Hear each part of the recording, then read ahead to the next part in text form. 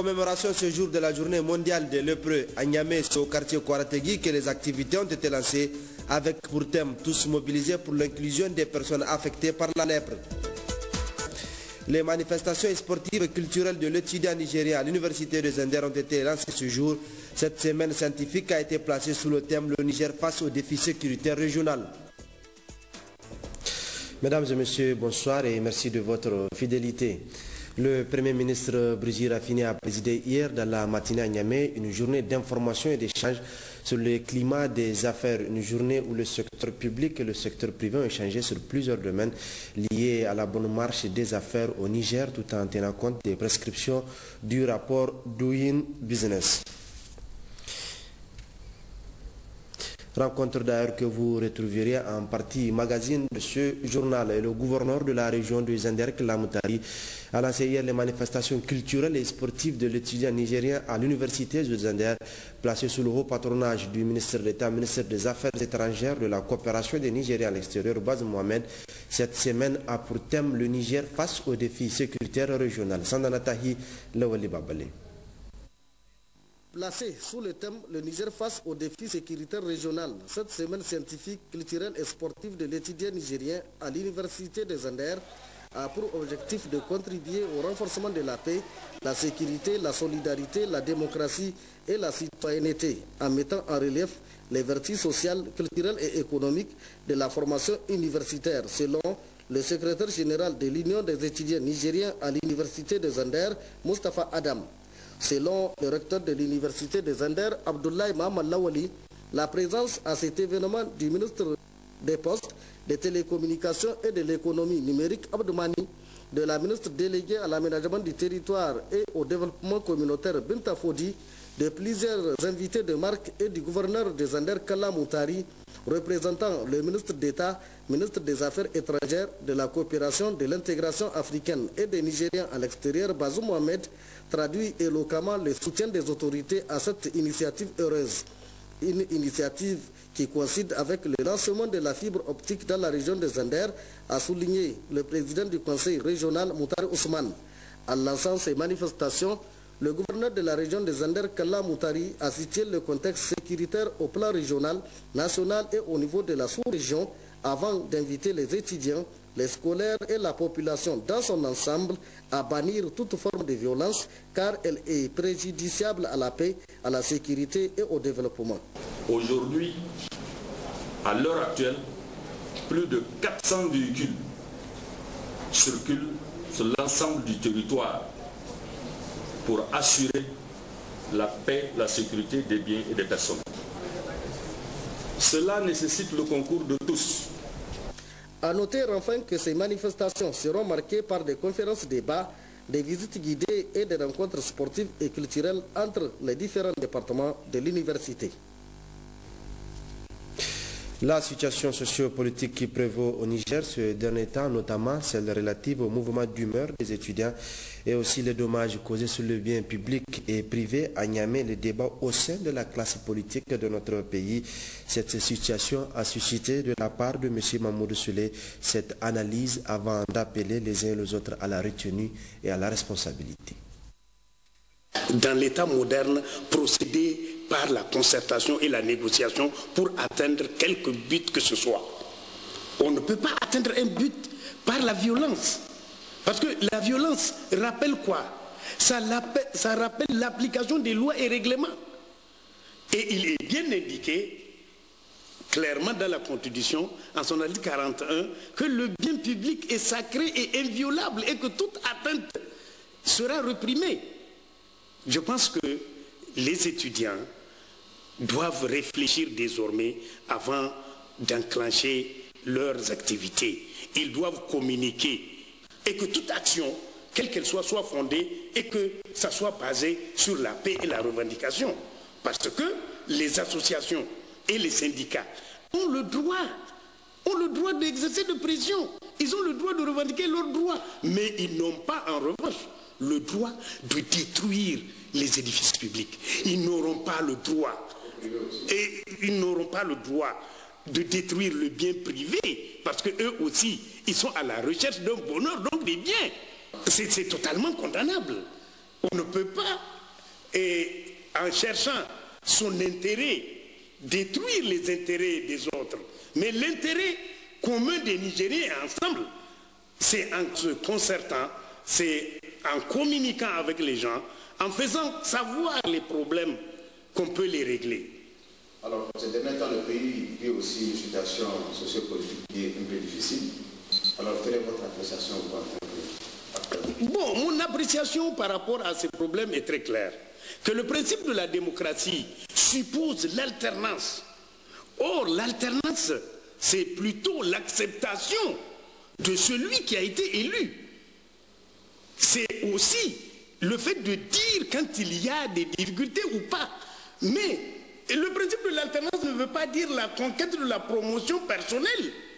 Le parti politique concourt à l'exercice du pouvoir. Mais cela est dit dans quel sens? C'est dit dans le sens que avant de compétir, vous êtes libre de faire ce que vous voulez pour démontrer légalement que vous êtes meilleur à l'autre. Et c'est pour cette raison que le parti politique est porteur de programme. Et que c'est ce programme-là qui est contradictoire avec l'autre programme.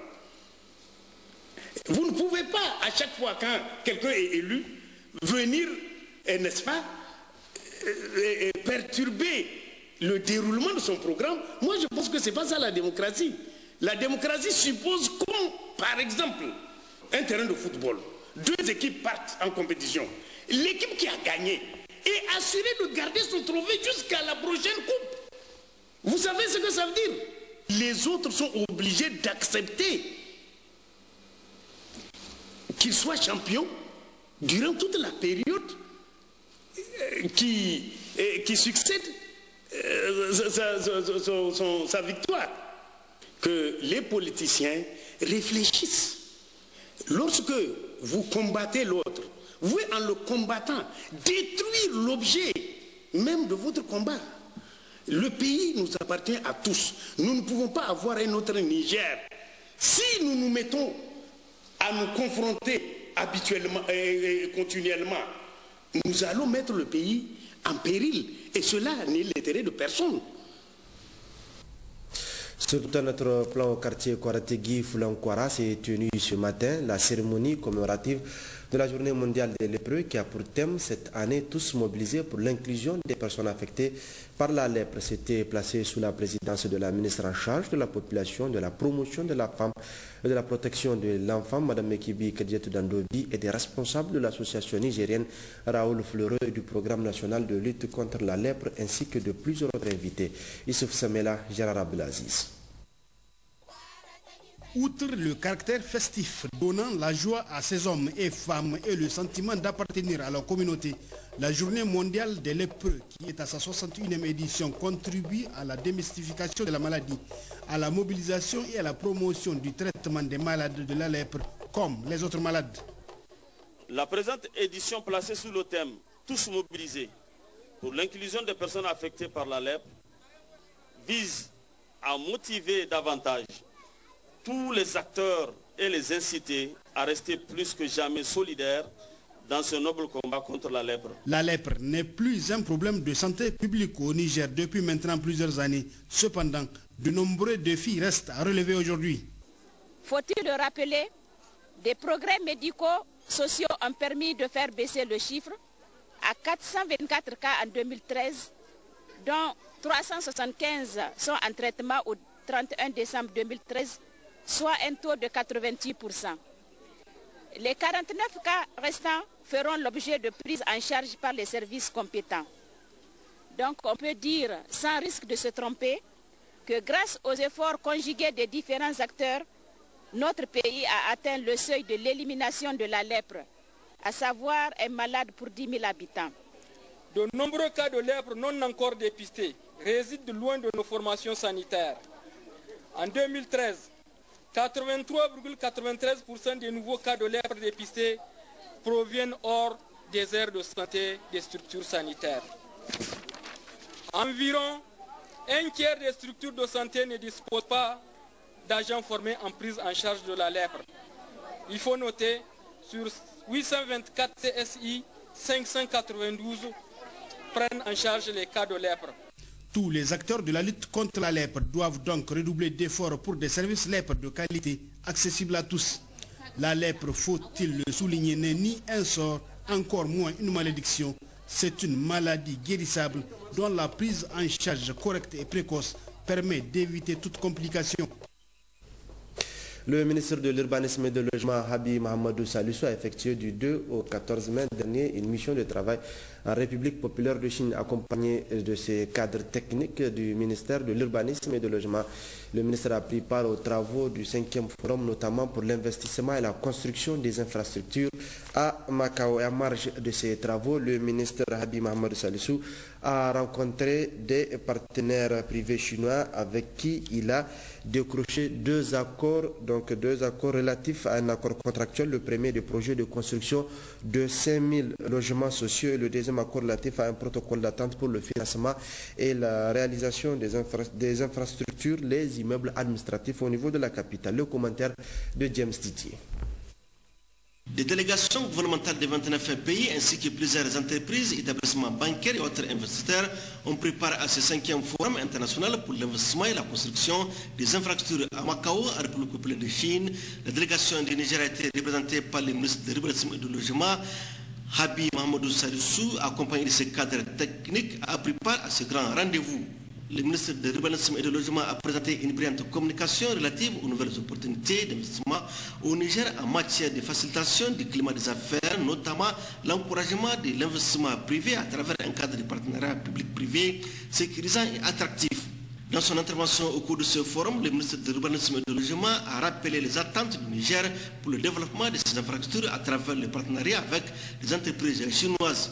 Dans le même cadre, le ministre de l'Urbanisme et du Logement s'est entretenu avec le ministre du Commerce. Le renforcement de la coopération bilatérale entre la Chine et le Niger était au centre de cet entretien. En marge de son séjour de travail en République populaire de Chine, le ministre de l'Urbanisme et du Logement a mené une véritable offensive de plaidoyer à l'endroit des entreprises et sociétés chinoises spécialisées dans le domaine de l'urbanisme et des infrastructures. Il a consacré ainsi cette mission à une série de rencontres avec les partenaires privés chinois désirant investir dans le domaine des infrastructures, notamment les logements sociaux, les bâtiments publics ou administratifs. C'est ainsi à Beijing, la délégation nigérienne a mis à profit son séjour pour rencontrer les responsables de la société d'État, la société Gazubu Group Company, la CGGL, société avec laquelle l'État était en négociation depuis 2 ans pour un projet de construction de 5000 logements dans le cadre de la matérialisation du programme de renaissance du président de la République. Au terme de la rencontre avec la société CGGL, il a été signé 2 accords. La première signature relative à l'accord contractuel du projet de construction de 5000 logements à Niamey et dans les chefs-lieux des régions. Et la deuxième signature relative à un protocole d'entente pour le financement et la réalisation de projets de construction d'immeubles administratifs au Niger.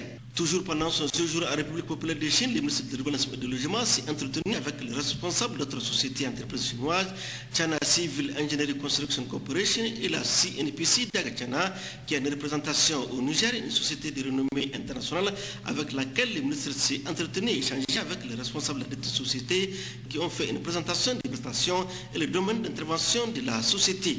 La délégation nigérienne, impressionnée par la capacité d'intervention de cette société, a effectué une série de visites au niveau des installations, la réalisation du bâtiment administratif, la construction de logements sociaux, au niveau de son parc auto des agents lourds pour toute intervention. Au terme de cette visite à la société CNPC d'Agachana, il a été procédé à un échange de cadeaux et une prise de photos pour immortaliser la visite du ministre de l'Urbanisme et du Logement, accompagné de ses cadres techniques en République populaire de Chine. Le ministre en charge des sports a quant à lui remis hier après-midi le drapeau du Niger à une équipe du lycée La Fontaine pour la Coupe du monde de football des établissements français à l'étranger avec le soutien de l'AEFE, Agence pour l'éducation française à l'étranger. C'était en présence de plusieurs responsables et d'autres invités de cet établissement. D'autres précisions avec Salamata Amadou et Bachir Harouna. Le président de la République, son Excellence Issoufou Mahamadou, m'a demandé de venir vous remettre officiellement le drapeau du Niger. À regarder votre âge, on dira, mais comment remettre le drapeau du Niger à des enfants? Vous n'êtes pas des enfants. Vous êtes aujourd'hui porteur d'un symbole, lequel, celui de représenter le Niger dans une compétition aussi prestigieuse que la Coupe du Monde. 5 filles, 5 garçons, 5 nations, un objectif commun. Ces jeunes sont porteurs d'un symbole fort, celui de représenter le Niger à la grande messe de la Coupe du monde de football des établissements français à l'étranger, la CMF. C'est une représentation inédite. C'est la première fois, depuis qu'existent ces Jeux, que des scolaires sont sélectionnés pour participer à ces Jeux. En marge de la Coupe du monde de football qui se déroulera au Brésil, le lycée français de Brasilia organisera la CMF avec le soutien de l'AF en partenariat avec la fondation Liliam Thuram, l'ex-international français. Le lycée La Fontaine du Niger a été sélectionné ainsi que 11 autres établissements de par le monde. Le projet du lycée s'articule sur les axes sportifs et éducatifs. Les valeurs associées au sport sont un vecteur de cohésion et de partage. Esprit d'équipe, solidarité, dépassement de soi, fair play, découverte de l'autre, ouverture sur le monde sont des valeurs qui lient intrinsèquement pratique sportive et éducation. Ces valeurs sont particulièrement chères au lycée La Fontaine et au réseau de l'AEFE auquel il appartient. Après la remise du drapeau par le ministre, cette cérémonie solennelle et pleine d'émotion a été l'occasion pour ces jeunes représentants de recevoir leur maillot. Ces élèves ont une chance inouïe, je trouve, de pouvoir aller au Brésil, être en 6e, être en 5e, pouvoir comme ça découvrir un grand pays, un pays émergent, aller à Brasilia au moment de la Coupe du Monde. Je pense qu'il fait effectivement quelque chose qui les marquera à jamais. Ce qu'il y a de remarquable avec cette équipe, c'est que c'est une équipe qui est à la fois mixte et multinationale, parce qu'en fait, ils vont représenter le Niger. C'est complètement paritaire, donc 5 garçons, 5 filles, mais il y a aussi 5 nationalités. La Coupe du monde de football des établissements français à l'étranger, c'est 12 équipes du réseau, une équipe par pays, un tournoi de football à 7, une équipe mixte, catégorie moins de 13 ans, avec comme objectif d'éduquer contre le racisme. Et ces valeurs sont l'égalité, la singularité, l'éducation et l'hommage. Tout ceci a été rappelé à ces jeunes lors des matchs d'exhibition joués avec le MENA Kadi. Retour à Zander où les départements de Tanout, Belbéji et Myria ont constitué l'avant-dernière étape de la mission de la ministre déléguée à l'aménagement du territoire et du développement communautaire. Madame Binta Fodi Ibrahim a notamment visité les directions départementales et les actions de développement. Les synthèses avec Laoli Babale et Sandanataï. En visitant les directions départementales d'État, notre Belbéji et Myria, la ministre déléguée à l'aménagement du territoire et au développement communautaire Binta Fodi Ibrahim a évoqué la nécessité de redynamiser la coordination et la synergie dans les actions de développement et le respect par les partenaires du protocole d'accord type signé avec les autorités, ce qui du coup implique le renforcement des capacités de services en moyens humains, matériels et financiers qui sont du reste des contraintes exprimées par les responsables des services. En outre, la ministre déléguée à l'aménagement du territoire et au développement communautaire a lors des visites du terrain rencontré des communautés dynamiques organisées et résolument engagées à booster le développement local en luttant contre l'adversité pour apporter des réponses adéquates aux contraintes de la production agro-silvopastorale. C'est le cas de la population du village de Amazazagan dans la commune de Belbéji qui s'active à surcreuser leur mare ensablée par le phénomène d'érosion. La ministre Binta Fodi a également visité le CSI de Sabon-Kahi dont la maternité endommagée par un coup de foudre a été réhabilitée par la haute autorité à la consolidation de la paix. A noter enfin que la ministre est accompagnée dans ce déplacement par le gouverneur de Zander, Kalla Moutari, qui a partout rappelé aux populations la nécessité de continuer à s'organiser pour mieux réussir toutes les réalisations inscrites au programme de renaissance du président de la République, chef de l'État, Mahamadou Issoufou. Restons dans cette région de Zander où la ministre déléguée à l'aménagement du territoire et au développement communautaire, Mme Binta Fodi Ibrahim, a bouclé son périple où elle a visité les services relevant de son département ministériel. On retrouve Sandana Tahi et Lawali Babale. La ministre Binta Fodi a visité la direction communale de l'aménagement du territoire et du développement communautaire de la ville de Zander avant de rencontrer au conseil régional le président Moutar Ousmane et son staff. L'on a noté que ce conseil reçoit des multiples appuis de l'État. 14 millions en 2011, 22 millions en 2012, plus de 160 millions en 2013 en appui à son équipement et son fonctionnement. En visitant la direction régionale de l'aménagement du territoire et du développement communautaire des Anders, Binta Fodi a rencontré les responsables et les agents pour une présentation plus détaillée de ces services chargés de coordonner et de suivre les actions de développement.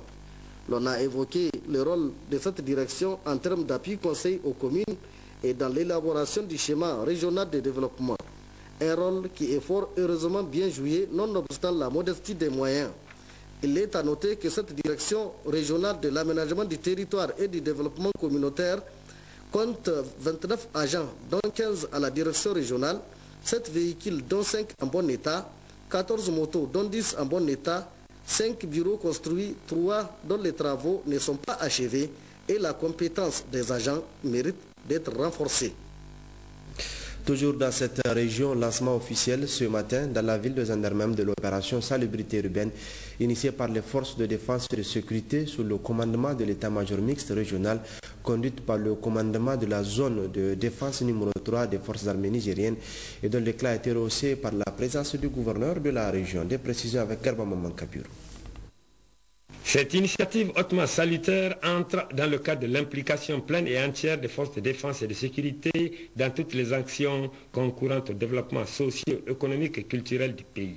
C'est aussi une occasion pour elle d'accompagner les efforts du président de la République, Issoufou Mahamadou, dans le cadre de la mise en œuvre effective du programme de renaissance où l'aménagement, l'assainissement et la modernisation de toutes les 8 capitales régionales du pays figurent en bonne place. 500 éléments de forces de défense et de sécurité, tous corps confondus, en poste à Zender, sur initiative de l'état-major mixte régional conduite par le colonel Mahmoud Sédou, commandant la zone de défense numéro 3 des forces armées nigériennes, ont pris l'engagement ferme et fait le pari de combattre l'insalubrité à laquelle la ville de Zender fait face. Une opération dont le lancement officiel a été donné ce dimanche dans le premier arrondissement communal sous le haut patronage du gouverneur de la région de Zender, venu magnifier toute l'importance et tout l'intérêt qui revêt cette œuvre d'intérêt général et qui, dans son intervention, tout en réitérant sa profonde gratitude aux vaillantes forces de défense et de sécurité, n'a pas manqué de s'étendre sur les tenants et aboutissants de cette action patriotique. Je souhaite qu'ils vont le continuer jusqu'au moment où la ville de Zender va suivre, jusqu'au moment où les habitants de la ville de Zender comprendront que la salubrité, c'est leur devoir.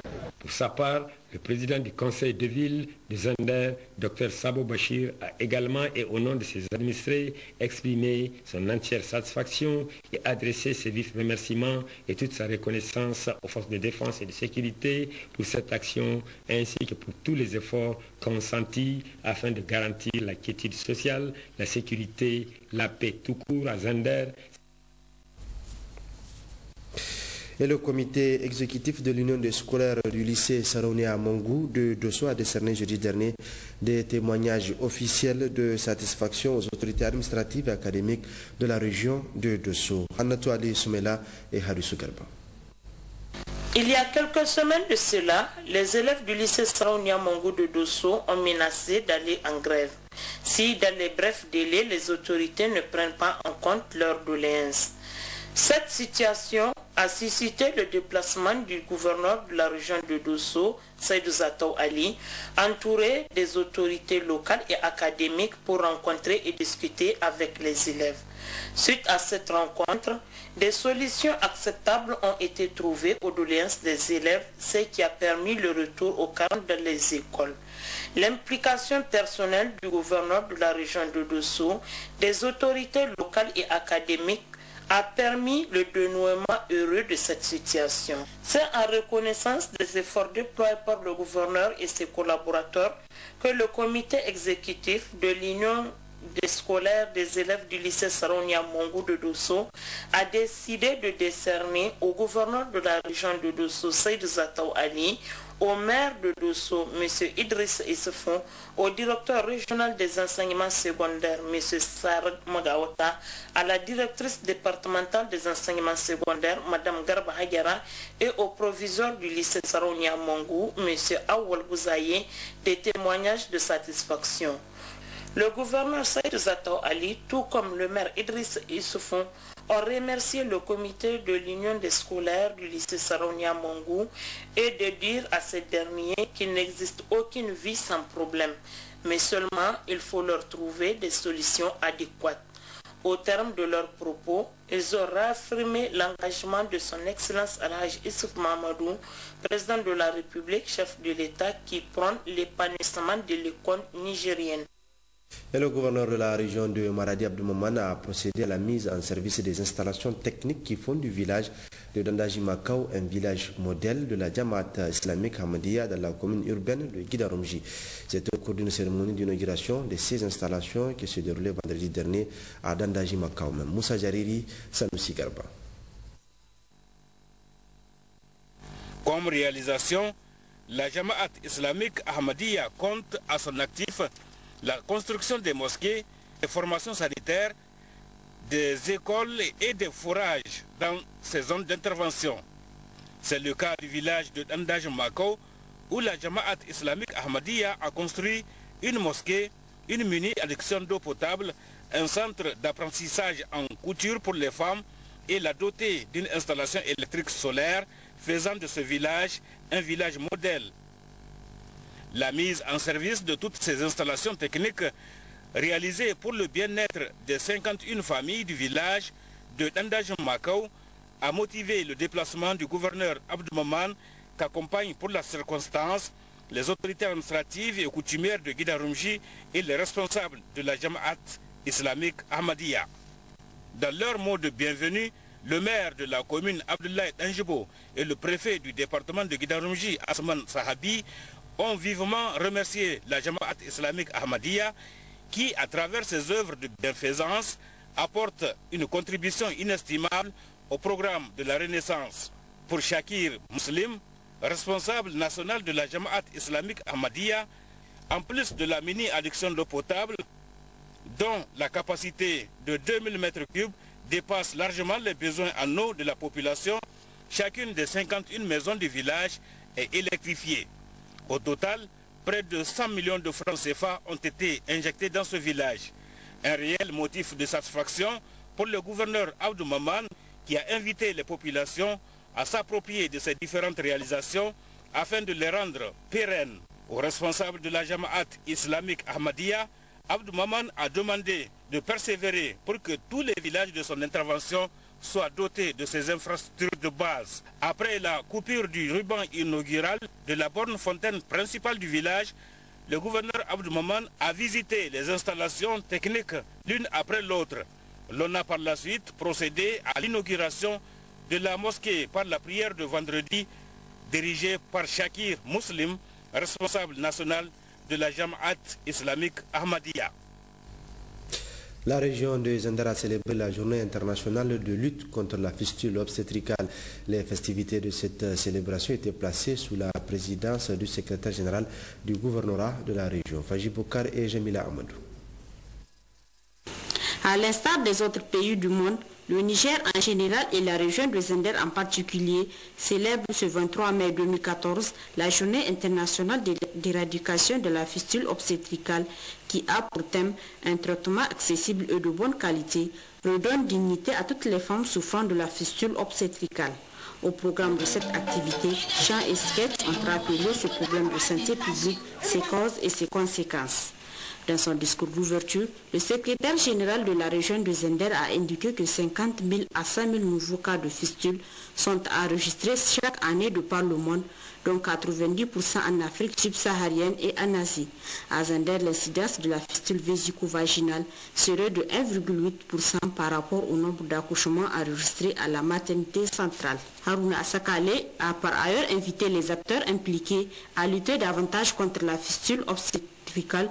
La cérémonie a pris fin par une visite au centre d'accueil et de réinsertion des femmes souffrant de la fistule obstétricale de Zender, où ces dernières ont été soutenues avant de bénéficier des moustiquaires imprégnés. À l'instar des autres régions du Niger, celle de Difa a célébré jeudi dernier la journée internationale de lutte contre la fistule obstétricale. Cette journée à Difa a été placée sous le slogan « Femmes, faites-vous suivre et assister pendant la grossesse et l'accouchement par un personnel qualifié pour éviter la fistule obstétricale ». Adraman Maazou, Adraman Boukari.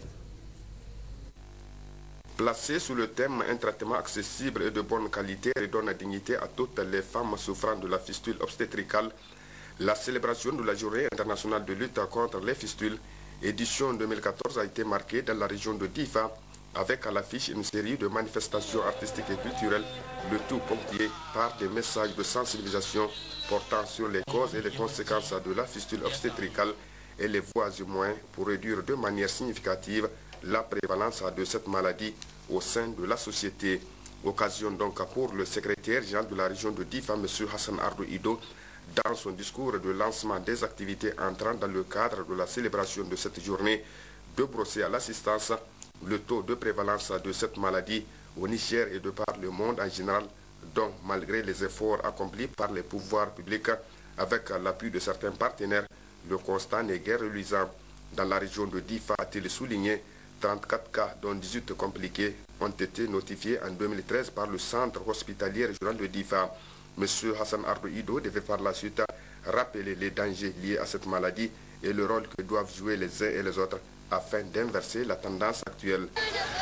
La lutte contre la fistule obstétricale est organisée par le ministère de la Santé publique avec tous les partenaires qui interviennent dans le domaine autour de 3 axes stratégiques qui sont la prévention, le traitement et la réintégration socio-économique. Dans la région de Difa, en plus des actions de sensibilisation de la population menées en collaboration avec tous les acteurs de la société civile et la chefferie traditionnelle, le centre hospitalier régional de Difa est devenu, grâce aux efforts du gouvernement et de ses partenaires, un centre de prise en charge active de la fistule. En effet, en 2013, 16 cas de fistule simple ont été opérés avec un taux de réussite de plus de 68%. Des actions de réinsertion socio-économique des fistuleuses en collaboration avec l'Institut de microfinance à Soussou ont été également programmées dans le plan de travail annuel 2014 de la région avec l'appui financier de l'UNFPA. M. Hassan Ardou Ido a, au terme de son intervention, au nom du gouvernement et du sien propre, remercié tous les partenaires pour leur appui multiple et multiforme pour l'amélioration continue de la santé maternelle, notamment l'UNFPA, pour avoir financé les activités entrant dans le cadre de cette journée commémorative. Conférence de presse cet après-midi du fondateur de l'établissement ISIG devenu aujourd'hui Université Aube Nouvelle basée à Ouagadougou au Burkina Faso. La conférence a porté sur les opportunités qu'offre cette université aux étudiants nigériens et africains en général. Amani Seni et Oumou Jamila Moudanchour. Informer et sensibiliser les étudiants nigériens et africains sur l'opportunité que leur offre ISIG, désormais Université Aube Nouvelle, tel est le principal objectif de cette conférence de presse. Avec plus de 20 ans d'expérience au service de l'enseignement supérieur, l'Université Aube Nouvelle est basée à Ouagadougou avec plus de 20 filières enseignées. Nous avons plus de 20 nationalités à l'Université Aube Nouvelle. Vu l'évolution de l'ISIG au plan académique scientifique, nous sommes arrivés à un niveau où les masters sont maîtrisés. Nous avons dit qu'il faut maintenant s'intéresser à la recherche. Et donc, pour faire la recherche, il faut une école doctorale. Et nous avons dit, à ce niveau, si nous restons ISIG, notre logo nous limite. Institut supérieur d'informatique et de gestion, vous voyez, nous sommes limités. Donc, il fallait maintenant aller plus loin. Et donc, les autorités nous ont érigés en université. Et j'ai choisi le nom de l'Université Aube Nouvelle, qui est encore un autre défi à relever.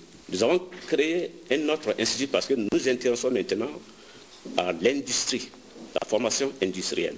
Donc nous avons créé l'Institut de technologie et de recherche industrielle et génie civil. Alors, pour cet institut, nous avons identifié 2 grandes écoles de la sous-région, l'EMIG de Niamey et l'INSP de Yamoussoukro. Parce que nous avons ouvert la filière géologie appliquée et mines. Et là, l'expérience de l'EMIG nous intéresse. À l'occasion de la tenue de cette conférence, les représentants des ministères en charge des enseignements ont souligné l'opportunité qu'offre cette université pour les étudiants, mais également ce qu'ils attendent d'elle. Dans la région de Tawa, lancement officiel à Bagaroua sur le site de Tungasawani, le titre de la région des travaux de restauration de l'environnement sur financement de l'État. Et c'est le gouverneur de la région, Barmo Salifou, qui a donné le coup d'envoi en présence de plusieurs autres invités. Mohamed El Mokhtar, Yazir Abiou. À la tête d'une importante délégation composée notamment du président du conseil régional Ilo Adamou, du secrétaire général adjoint de la région, du chef de canton d'Ilela, des responsables des forces de défense et de sécurité, ainsi que des directeurs régionaux du développement rural, le gouverneur de la région de Tawa a effectué le déplacement de Bagaroua en vue de procéder au lancement officiel au titre de la région des travaux de restauration de l'environnement. Une enveloppe de 249 millions de francs CFA est prévue à cet effet pour la région de Tawa au titre du budget 2014. Pour Barmo Salifou, ces efforts importants des autorités de la 7e République pour venir en aide aux communautés rurales s'inscrivent spécifiquement dans le cadre de la mise en œuvre du plan d'accélération de l'initiative 3N, les Nigériens nourrissent les Nigériens. Ces efforts visent également la préservation de l'environnement et l'accompagnement des vaillantes populations à surmonter la période de soudure en leur procurant des revenus qui leur permettront d'acheter des vivres et des aliments bétail à prix modéré. C'est le lieu de noter que le gouverneur a donné aussi le coup d'envoi de la vente à prix modéré de 100 tonnes de vivres acheminés à Bagaroua pour la seconde phase à raison de 13 000 francs le sac de 100 kg et 100 autres tonnes d'aliments bétail également prévus pour le département à raison de 4 000 francs le sac de 50 kg d'isson ou des tourteaux de grains de coton. Occasion pour le gouverneur de la région de Tawa d'exprimer au nom des populations de la région toute sa reconnaissance aux autorités de la 7e République pour tous ces efforts venus à point nommé au bénéfice des populations dont la présence massive sur les sites, a souligné Barmo Salifou, illustre de manière éloquente leur adhésion totale à toutes les œuvres de construction nationale initiées par le président de la République, son Excellence Issoufou Mahamadou, et son gouvernement dirigé par Birji Rafini. Il convient de noter que le site de lancement est une aire de pâturage d'une superficie de 100 hectares, mais il est prévu de restaurer cette année 75 hectares. Les bénéficiaires directs sont de l'ordre de 3600 hommes-jours qui viendront de plusieurs villages environnants. Les ouvrages prévus sur le site qui sera ensemencé sont les demi-lunes et les banquettes. Le coût de la main-d'œuvre est calculé à raison de 20 800 francs la banquette et 1300 francs pour les 3 demi-lunes. À Maradi, le préfet de Dakoro était en tournée dans son entité administrative. Il s'agit pour lui de sensibiliser ses administrés sur des thématiques telles que la paix et la construction nationale. Il a saisi cette occasion pour présider une opération de distribution de petits ruminants aux populations, en particulier les femmes, action s'inscrivant dans le cadre du programme de renaissance du président de la République. D'abord à Azagor, où il a visité 3 banques céréalières et constaté que 60 moutons ont été offerts aux femmes pour lutter contre la précarité. Le maire Al-Kassoum Zada a saisi cette opportunité pour remercier la haute autorité à la consolidation de la paix qui a bien voulu les appuyer tant dans la reconstitution des banques céréalières que dans la reconstitution du cheptel à travers l'élevage des petits ruminants. Faisant d'une pierre deux coups, le maire d'Azagor Al-Kassoum Zada a fait visiter la délégation préfectorale, le CEG en construction. Ce collège qui ouvrira ses portes à la rentrée prochaine est en train d'être construit à travers la haute intensité de main-d'œuvre financée par le projet ProJeunes de Dakoro. Le préfet Antenne Konjoua a évalué cette initiative du maire qui cadre parfaitement avec l'un des objectifs du président de la République. Ensuite, la délégation s'est transportée à Kombaki, un grand marché ici dans le canton de Birnlele, dans la commune rurale de Rumbu. Là, le préfet et sa délégation ont entretenu la population sur la sécurité. En cette période d'hivernage, les orateurs ont demandé aux éleveurs et cultivateurs de mettre en exergue la personne humaine qui est incommensurable pour qu'ils puissent vivre en parfaite symbiose. Dans cette commune rurale de Rumbu, ce sont 80 femmes qui ont bénéficié de l'appui de la haute autorité à la consolidation de la paix. Chacune des femmes a eu 3 chèvres et un bouc, soit 320 têtes distribuées pour permettre à cette frange de la population de lutter contre la pauvreté. Le maire Yacoub Diakou s'est félicité de cet acte salutaire qui contribue à n'en point douter au développement à la base. Dans la commune rurale de Goula, où le maire Issa Sakola et l'honorable Maham